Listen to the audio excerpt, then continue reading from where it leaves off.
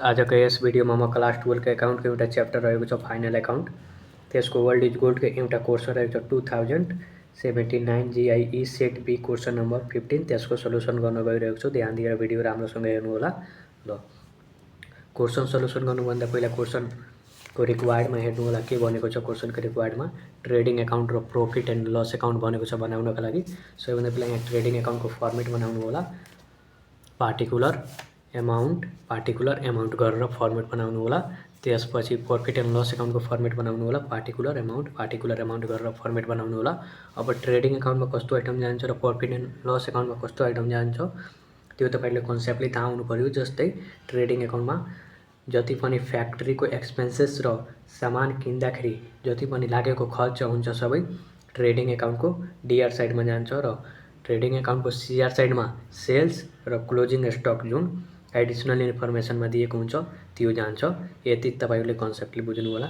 र त्यसपछि profit and loss एकाउन्टमा कस्तो आइटम जान्छ जति पनि अफिसको एक्सपेन्सेस र सामान बेच्दाखेरि लागेको जति पनि खर्च हुन्छ सबै प्रॉफिट एन्ड लस एकाउन्टको डीआर साइडमा जान्छ र जति पनि इन्कम हुन्छ सबै प्रॉफिट एन्ड लस एकाउन्टको सीआर साइडमा जान्छ।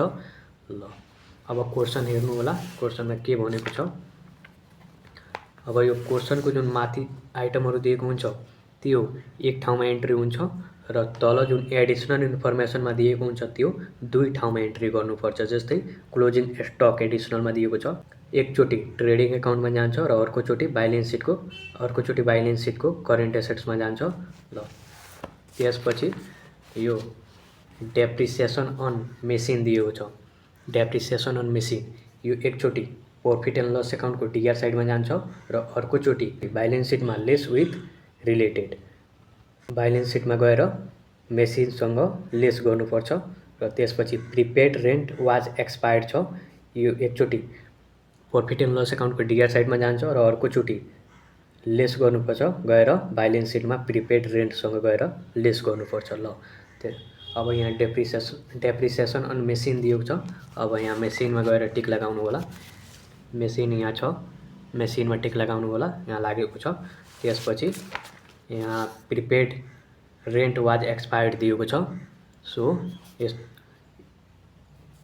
र यो डेप्रिसिएसनले के गर्छ घटाउँछ। यो घटाउने कुरा हो। यो प्रिपेड रेन्ट वाज एक्सपायर्ड यस्तो कुराले पनि घटाउँछ। ल प्रिपेड रेन्ट वाज एक्सपायर्ड।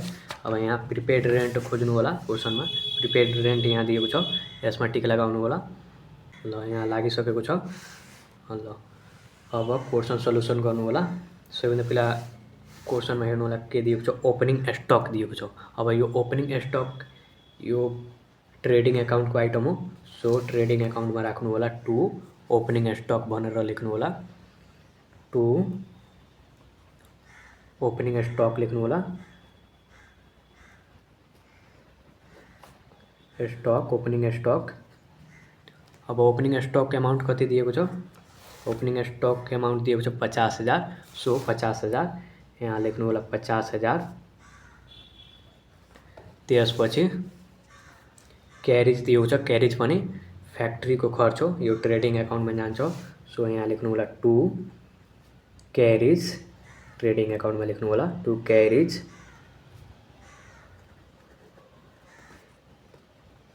10,000 दिएको छ एमाउन्ट। सो 10,000 यहाँ राख्नु होला 10,000। त्यसपछि अब यो के दिएको छ स्यालेरी एन्ड वेजेस। अब यो स्यालेरी एन्ड वेजेस एकैसाथ दिएको छ। स्यालेरी भनेको अफिसको खर्च हो र वेजेस भनेको फ्याक्ट्रीको खर्च हो र दुवै एकैसाथ दिएको छ। अब पहिलो के छ त्यो हेर्नु होला स्यालेरी छ कि वेजेस छ। यहाँ स्यालेरी पहिलो छ। स्यालेरी छ भने यो प्रॉफिट एन्ड लस एकाउन्टमा जान्छ। वेजेस हुन्थ्यो भने ट्रेडिङ एकाउन्टमा जान्थ्यो। ल यहाँ 2 प्रॉफिट एन्ड लस एकाउन्टको डीआर साइडमा लेख्नु होला 2 salary and wages. Salary and wages. अब स्यालेरी एन्ड वेजेसको एमाउन्ट कति दिएको छ। स्यालेरी एन्ड वेजेसको एमाउन्ट 20,000 दिएको छ। सो 20,000 यहाँ लेख्नु होला 20,000। ल त्यसपछि स्यालेरी एन्ड वेजेस भयो। अब मेसिनरी यहाँ मेसिनरी दिएको छ। अब मेसिनरीमा टिक लागेको छ किनभने यसको रिलेटेड केही एडिसनलमा दिएको छ।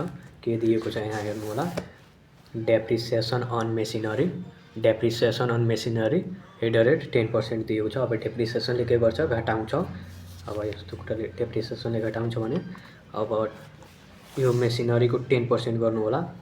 मेसिनरीको 10% 2 लाखको 10% गर्नुहुन्छ भने 20,000 हुन्छ। सो 20,000। अब यहाँ लेख्नु होला प्रॉफिट एन्ड लस अकाउन्टको डिआर साइडमा to depreciation on machinery, to depreciation on machinery,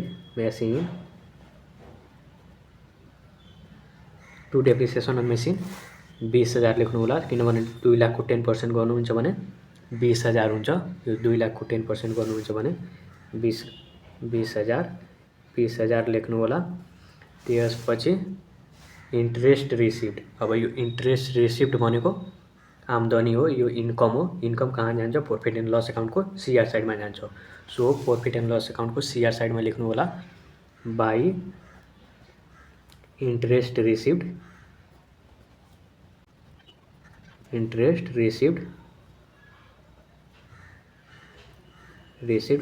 रिसिभ्डको amount कति दिएको छ, इन्ट्रेस्ट रिसिभ्डको 15,000 दिएको छ। सो 15,000 यहाँ लेख्नु होला 15,000। त्यसपछि इन्ट्रेस्ट रिसिभ्ड भयो। अब यो पर्चेस दिएको छ। अब पर्चेस सम्बन्धी खर्च सबै ट्रेडिङ अकाउन्टमा जान्छ। सो यहाँ टु पर्चेस लेख्नु होला ट्रेडिङ अकाउन्टको डिआर साइडमा टु पर्चेस,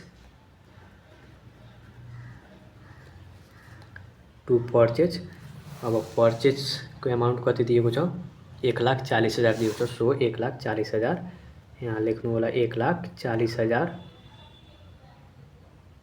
सरी 1,40,000 दिएको छ। यहाँ पर्चेस 6,30,000 दिएको छ। यहाँ 6,30,000। सो यहाँ 6,30,000 राख्नु होला टु पर्चेस, 6,30,000 राख्नु होला। ल त्यसपछि पर्चेस भयो। त्यसपछि प्रिपेड रेन्ट दिएको छ। अब यो रेन्ट मात्र दिएको हुन्थ्यो भने एक्सपेन्सेस हुन्थ्यो, त्यो प्रॉफिट एन्ड लस अकाउन्टको डिआर साइडमा जान्थ्यो। तर यो प्रिपेड रेन्ट दिएको छ। प्रिपेड भनेको पहिला नै तिरिसकेको छ रेन्ट। अब यो एसेट्स हो भने यो कहाँ जान्छ, ब्यालेन्स सिटमा जान्छ, ब्यालेन्स सिटको एसेट्सतिर जान्छ। ल अब यसमा टिक लागेको छ किनभने यसको रिलेटेड केही एडिसनलमा दिएको छ। के दिएको छ, prepaid rent was expired, prepaid rent was expired. यो यस्तो कुराले के गर्छ, घटाउँछ 40,000 दिएको छ। प्रिपेड रेन्ट वाज एक्सपायर्ड यो प्रॉफिट एन्ड लस अकाउन्टको डिआर साइडमा लेख्नु होला। प्रॉफिट एन्ड लस अकाउन्टको डिआर साइडमा to prepaid rent was expired लेख्नु होला, एक्सपायर्ड। ल प्रिपेड रेन्ट वाज एक्सपायर्ड लेख्नु होला। अमाउन्ट कति दिएको छ, प्रिपेड रेन्ट वाज एक्सपायर्डको 40,000 दिएको छ यहाँ। सो 40,000 यहाँ लेख्नु होला 40,000। त्यसपछि अब हेर्नु होला क्वेसनमा प्रिपेड रेन्टको भयो। अब ब्याड डेब्ट्स यो प्रॉफिट एन्ड लस अकाउन्टको डिआर साइडमा जान्छ, ब्याड डेब्ट्स। सो यहाँ प्रॉफिट एन्ड लस अकाउन्टको डिआर साइडमा लेख्नु होला टु ब्याड डेब्ट्स। अब ब्याड डेब्ट्सको अमाउन्ट कति दिएको छ, 5,000 दिएको छ। सो 5,000 यहाँ लेख्नु होला 5,000।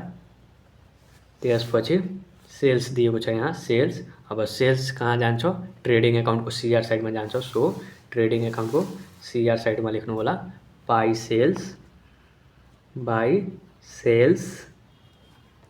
अब सेल्सको अमाउन्ट कति दिएको छ, 9,50,000 दिएको छ यहाँ, 9,50,000। सो यहाँ 9,50,000 लेख्नु होला। ल त्यसपछि सेल्स भयो हाम्रो। अब एडिसनलको हेर्नु होला, एडिसनलको क्लोजिङ स्टक। अब एडिसनलमा क्लोजिङ स्टक दिएको छ भने ट्रेडिङ एकाउन्टमा जान्छ र यहाँ माथि दिएको हुन्थ्यो भने जाँदैन। ल अब यो क्लोजिङ स्टक एडिसनलको दिएको छ भने यहाँ जान्छ ट्रेडिङ एकाउन्टको सिआर साइडमा by closing stock by closing stock amount कति दिएको छ क्लोजिङ स्टकको 1 लाख दिएको छ। सो 1 लाख यहाँ राख्नु होला 1 लाख। ल त्यसपछि यो भयो। अब एडिसनलको डेप्रिसिएसन अन मेसिनरी यो भइसकेको छ र प्रिपेड रेन्ट वाज एक्सपायर्ड यो पनि भइसकेको छ। ल भयो।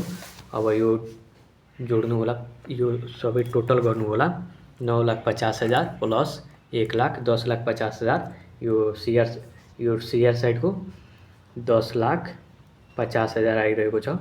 10,50,000 आइरहेको छ सिआर साइडको। अब यो डिआर साइडको जोड्नु होला 50,000 प्लस 10,000 प्लस यो 6,30,000 यो 6,90,000 आइरहेको छ। 6,90,000 आइरहेको छ 6,90,000 यो 10,50,000 यो बढी आइरहेको छ, यो कम आइरहेको छ। बढीबाट कम घटाउनु होला 10,50,000बाट माइनस गर्नु होला 6,90,000 6,90,000 ये 3,60,000ले घटिरहेको छ। सो यहाँ टु ग्रस प्रॉफिट लेख्नु होला टु ग्रस प्रॉफिट